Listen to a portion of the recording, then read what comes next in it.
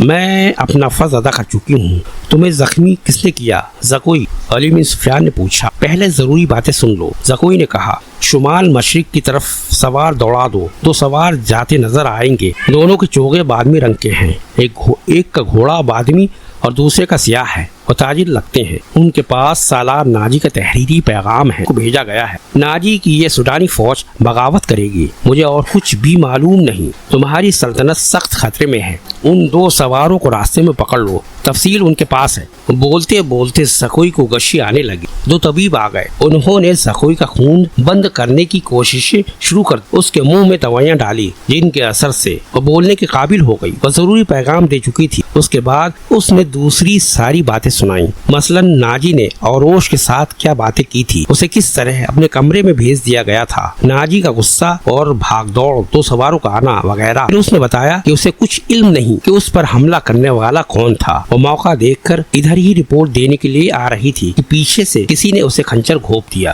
اس نے اپنا خنجر نکال کر حملہ ور پر حملہ کیا. حملہ ور کی چیخ بتاتی ہے کہ وہ عورت ہے. اس نے حملے کی جگہ بتائی. اسی وقت اس جگہ آدمی دوڑا دیا. زکوئی نے کہا تھا کہ وہ زندہ نہیں ہو سکتی. اس کا خنجر اس کے سینے اور پیٹ میں لگے تھے. خون رک نہیں رہا تھا. زیادہ تر خون تو پہلے ہی بہ گیا تھا. زکوئی نے صلاح الدین ایوبی کا ہاتھ پکڑا اور چوم کر کہا. اللہ آپ کو اور آپ کی سلطنت کو سلامت رکھے. آپ شکست نہیں کھا سکتے. مجھ سے زیادہ کوئی نہیں بتا سکتا کہ صلاح الدین ایوبی کا ایمان کتنا پختہ ہے. پھر اس نے علی بن سفیان سے کہا. میں نے کوتاہی نہیں کی. آپ نے جو فرض ہمیں سونپا تھا وہ میں نے پورا کر دیا ہے. تم نے اس سے زیادہ پورا کیا ہے. علی بن سفیان نے اسے کہا. میرے وہم و گمان میں بھی نہ تھا کہ ناجی اس حد تک خطرناک کارروائی کرے گا اور تمہیں جان کی قربانی دینی پڑے گی. میں نے تمہیں صرف مخبری کے لیے وہاں بھیجا تھا. کاش میں مسلمان ہوتی. زکوئی نے کہا. اس کے آنسو نکل آئے. اس نے کہا. میرے اس کام کا جو بھی معاوضہ دینا ہے وہ میرے اندھے باپ اور سدا بیمار ماں کو دے دینا. ان کی معصوریوں نے مجھے 12 سال کی عمر میں رقاصہ بنا دیا تھا. زکوئی کا سر ایک طرف لڑک گیا. آنکھیں آدھی کھلی رہیں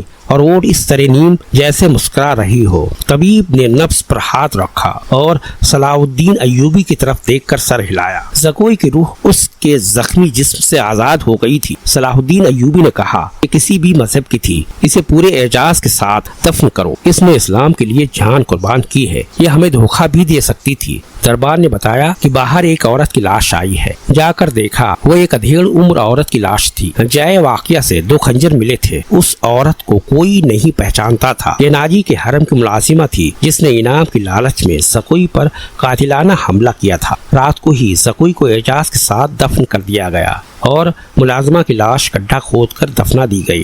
دونوں کی خفیہ طریقے سے دفنایا گیا. انہیں جب دفنایا جا رہا تھا صلاح الدین ایوبی نے نہایت اعلیٰ نسل کے 8 جوان گھوڑے منگوائے اور 8 سوار منتخب کر کے انہیں علی بن سفیان کی کمان میں ناجی کے ان 2 آدمیوں کے پیچھے دوڑا دیا جو ناجی کا پیغام لے کر جا رہے تھے. زکوئی کون تھی؟ وہ مراکش کی ایک رقاصہ تھی. کسی کو بھی معلوم نہیں کہ اس کا مذہب کیا تھا. وہ مسلمان نہیں تھی، عیسائی بھی نہیں. جیسا کہ کہا جا چکا ہے کہ علی بن سفیان صلاح الدین ایوبی کی انٹیلیجنس، جاسوسی اور سراغ رسانی کا سربراہ تھا. اسے دوسروں کے راز معلوم کرنے کے لیے کئی ڈھنگ اختیار کرنے پڑتے تھے. صلاح الدین ایوبی اسے اپنے ساتھ مصر لایا تھا. یہاں آ کر معلوم ہوا کہ سودانی فوج کا سالار ناجی سازشی اور شیطان ہے. اس کے اندرون خانہ حالات معلوم کرنے کے لیے علی بن سفیان نے جاسوسی کا جال بچھا دیا تھا. اسے راز کی ایک بات یہ بھی معلوم ہوئی کہ ناجی حسن بن صباح کے فدائیوں کی طرح مخالفین کو حسین لڑکیوں اور حشیش سے فاستہ ہے، اپنا گرویدہ بناتا یا مروا دیتا ہے. علی بن سفیان نے تلاش BCR کے بعد کسی وساطت سے زکوئی مراکز سے حاصل کیا اور خود بردہ فروش کے بہروب دھار کر اسے ناجی کے ہاتھ بیچ دیا. اس لڑکی میں ایسا جادو تھا کہ ناجی اسے صلاح الدین ایوبی کو فاسنے کے لیے استعمال کرنا چاہتا تھا، مگر خود ہی اس لڑکی کے داؤں میں پھنس گیا. پھنسا بھی ایسا کہ اس کے سامنے وہ اپنے نائب سالار کے ساتھ راز کی باتیں کرتا رہا. اس نے زکوئی کو جشن کی رات صلاح الدین ایوبی کے خیمے میں بھیج دیا اور اپنی اس فتح پر بے حد خوش تھا کہ صلاح الدین ایوبی کا اس نے بت توڑ دیا ہے. اب وہ لڑکی کے ہاتھوں اسے شراب بھی پلا سکے گا اور پھر اسے اپنا مرید بنا لے گا. مگر اس کے فرشتوں کو بھی معلوم نہ ہو سکا کہ زکوئی صلاح الدین ایوبی کی ہی جاسوسہ تھی. वह उसे खेमे में रिपोर्ट देती रही और सलाहुद्दीन अय्यूबी से हिदायत लेती रही थी। उसके खेमे से निकलकर ज़कोई दूसरी तरफ चली गई थी, जहाँ उसे मुंह सर लपेटे एक आदमी मिला था। वो आदमी अली बिन सुफियान था, जिसने उसे कुछ और हिदायत दी थी। उसके बाद ज़कोई नाजी के घर से बाहर ना निकल सकी, इसलिए वह अली बिन सुफियान को कोई रिपोर्ट न दे सकी। आखिर उसे मौका मिल गया और वह ऐसी खबर लेकर वहाँ से निकली जो खुदा के सिवा किसी और को मालूम न थी। ये ज़कोई की बदनसीबी थी कि हरम में उसके खिलाफ इसलिए साजिश हो रही थी कि उसने नाजी पर कब्जा कर लिया है। ये साजिश कामयाब हो गई और ज़कोई कत्ल हो गई, लेकिन वह इत्तला पहुंचाने तक जिंदा रही। उसके मरने के कुछ अरसे बाद वो मुआवजा जो अली बिन सुफियान ने उसके साथ तय किया था, सलाहुद्दीन अय्यूबी की तरफ से इनाम और वह रकम जो अली बिन सुफियान ने नाजी से बुर्दा फरोश के भेस में ज़कोई की कीमत के तौर पर वसूल की थी, मराकश में ज़कोई के मासूर वालिदैन को अदा कर दी। मौत की उस रात सितारे टूट गए और सुबह तुलू हुई तो अली बिन सुफियान 8 सवारों के साथ इंतहाई रफ्तार से शुमाल मशरिक की तरफ जा रहा था। आबादियां दूर पीछे रह गई थी। उसे मालूम था कि फ्रैंक के हेडक्वार्टर तक पहुंचने का रास्ता कौन सा है। रात उन्होंने घोड़ों को थोड़ी देर आराम दिया था। ये अरबी घोड़े थे, थके हुए भी ताज़ा दम लगते थे। दूर सड़क पर खजूर के चंद दरख्तों में अली को 2 घोड़े जाते नजर आए। उसने अपनी पार्टी को रास्ता बदलने और ओट में होने के लिए टीलों के साथ साथ हो जाने को कहा। वो सेहरा का रास्ता था, भटकने का अंदेशा न था। उसने रफ्तार और तेज कर दी। अगले 2 सवारों और उसकी पार्टी में कमोबेश 4 मील का फासला था। यह फासला तय हो गया, मगर घोड़े थक गए। वो जब खजूरों के दरख्तों तक पहुँचे तो 2 सवार कोई 2 मील दूर मिट्टी की एक पहाड़ी के साथ साथ जा रहे थे। उनके घोड़े भी शायद थक गए थे। दोनों सवार उतरे और नजरों से ओझल हो गए। वो पहाड़ी की ओट में बैठ गए हैं, अली बिन सुफियान ने कहा और रास्ता बदल दिया। फासला कम होता गया और जब फासला चंद 100 गज रह गया तो दोनों सवार ओट से सामने आए। उन्होंने घोड़े के सर पर दौड़ने का शोर सुन लिया था। वो दौड़कर गायब हो गए। अली बिन सुफियान ने घोड़े को एड़ लगाई। थके हुए घोड़े ने वफादारी का सबूत दिया और रफ्तार तेज कर दी। बाकी घोड़े भी तेज हो गए। पहाड़ी के अंदर गए तो दोनों सवार वहाँ से जा चुके थे, मगर दूर नहीं गए थे। वो शायद घबरा भी गए थे। आगे रेतीली चट्टानें थी, उन्हें रास्ता नहीं मिल रहा था, कभी दाएं तो कभी बाएं। अली बिन सुफियान ने अपने घोड़े एक सफ में फैला दिए और भागने वालों से 100 गज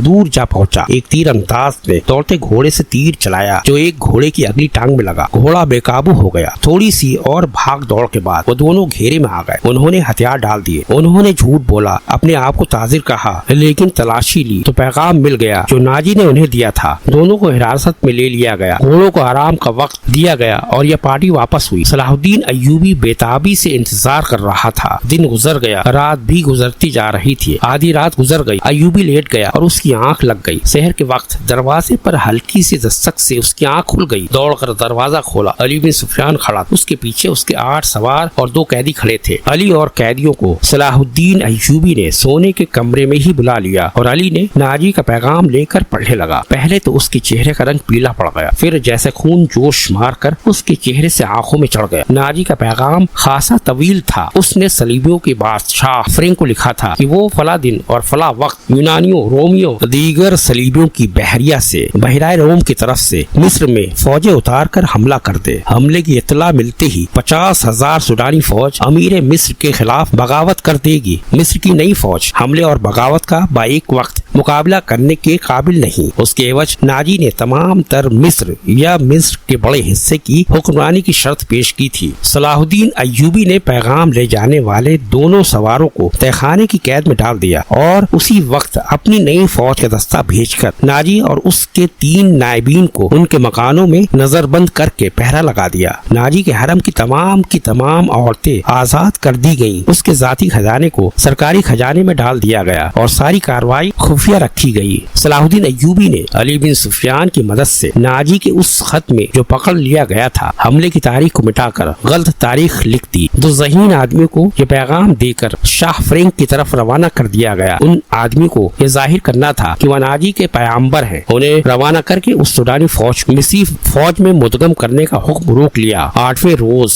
पैगंबर वापस आ गए। वह नाजी का पैगाम दे आए और फ्रैंक का जवाब नाजी के नाम ले आए थे। फ्रैंक ने लिखा था कि हमले की तारीख تاریخ سے 2 دن پہلے سوڈانی فوج بغاوت کر دے تاکہ صلاح الدین ایوبی کو صلیبیوں کا حملہ روکنے کا ہوش ہی نہ رہے۔ علی بن سفیان نے صلاح الدین ایوبی کی اجازت سے ان 2 پیغمبروں کو نظر بند کر دیا۔ یہ باعزت نظر بندی تھی جس میں ان دونوں کے آرام اور بہترین خوراک وغیرہ کا خصوصی انتظام کیا گیا تھا۔ یہ ایک احتیاطی تدبیر تھی تاکہ یہ راز فاش نہ ہو جائے۔ صلاح الدین ایوبی نے بحیرہ روم کے ساحل پر ان مقامات پر اپنی فوج کو چھپا دیا جہاں صلیبیوں کی بحریہ لنگر اندوز ہونا اور فوجیں اتارنی تھی۔ اس نے ان مقامات سے دور اپنی بحریہ بھی چھپا دی۔ حملے میں ابھی کچھ دن باقی تھے۔ ایک مورخ سراج الدین نے لکھا ہے کہ سوڈانی فوج نے صلیبیوں کے حملے سے پہلے ہی بغاوت کر دی، جو صلاح الدین ایوبی نے طاقت سے نہیں بلکہ ڈپلومیسی سے اور حسن سلوک سے دبا لی۔ بغاوت کی ناکامی کی ایک وجہ یہ تھی کہ باغیوں کو اپنا سالار ناجی کہیں نظر نہیں آیا تھا اور اس کا کوئی نائب بھی سامنے نہ آیا، وہ سب قید میں تھے۔ مگر ایک مورخ ہتاچی نے لکھا ہے کہ سوڈانی فوج نے حملے کے بہت بعد بغاوت کی تھی۔ تاہم یہ دونوں مورخ باقی واقعات پر متفق نظر آتے ہیں۔ دونوں نے لکھا ہے کہ صلاح الدین ایوبی نے ناجی اور اس کے نائبین کو قید میں سزائے موت دے کر رات کے وقت گمنام قبروں میں دفن کرا دیا تھا۔ ان دونوں مورخوں نے اور تیسرے مورخ لین پول نے بھی صلیبیوں کی بحریہ کے اعداد و شمار ایک ہی جیسے لکھے ہیں۔ وہ لکھتے ہیں کہ خط میں دی ہوئی تاریخ کی عین مطابق صلیبیوں کی بحریہ،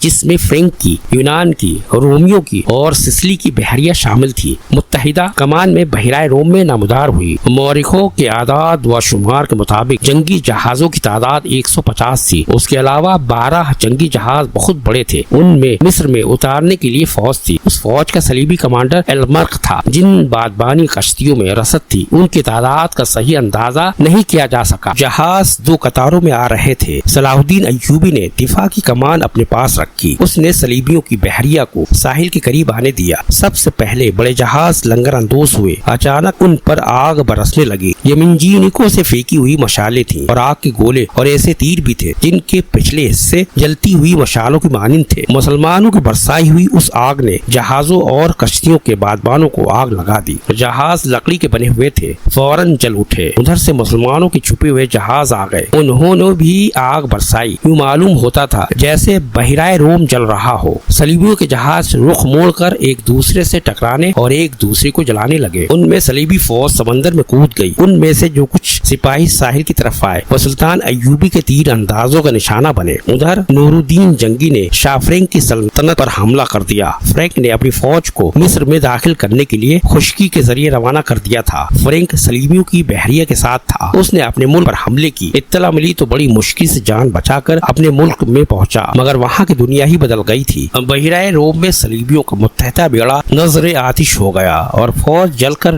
اور ڈوب کر ختم ہو گئی۔ صلیبیوں کا ایک کمانڈر المرق بچ گیا۔ اس نے ہتھیار ڈال کر صلح کی درخواست کی جو بہت بڑی رقم کے عوض منظور کر لی گئی۔ یونانی اور سسلی والوں کے کچھ جہاز بچ گئے تھے۔ ایوبی نے انہیں اپنے جہاز واپس لے جانے کی اجازت دے دی، مگر راستے میں ایسا طوفان آیا کہ تمام تر بچے کھچے جہاز غرق ہو گئے۔ 19 دسمبر 1169 کے روز صلیبیوں نے اپنی شکست پر دستخط کیے اور صلاح الدین ایوبی کو تاوان ادا کیا۔ بیشتر مورخین اور ماہرین حرب و ضرب نے صلاح الدین ایوبی کی اس فتح کا سہرا انٹیلیجنس سروس کے سر باندھا ہے۔ رغاسہ زکوئی کا ذکر اس دور کے ایک مراکزی واقعہ نگار عزد الاسدین نے کیا ہے اور علی بن سفیان کا تعارف بھی اسی واقعہ نگار کی تحریر سے ہوا ہے۔ یہ تو ابتدا تھی۔ صلاح الدین ایوبی کی زندگی پہلے سے زیادہ خطروں میں گر گئی۔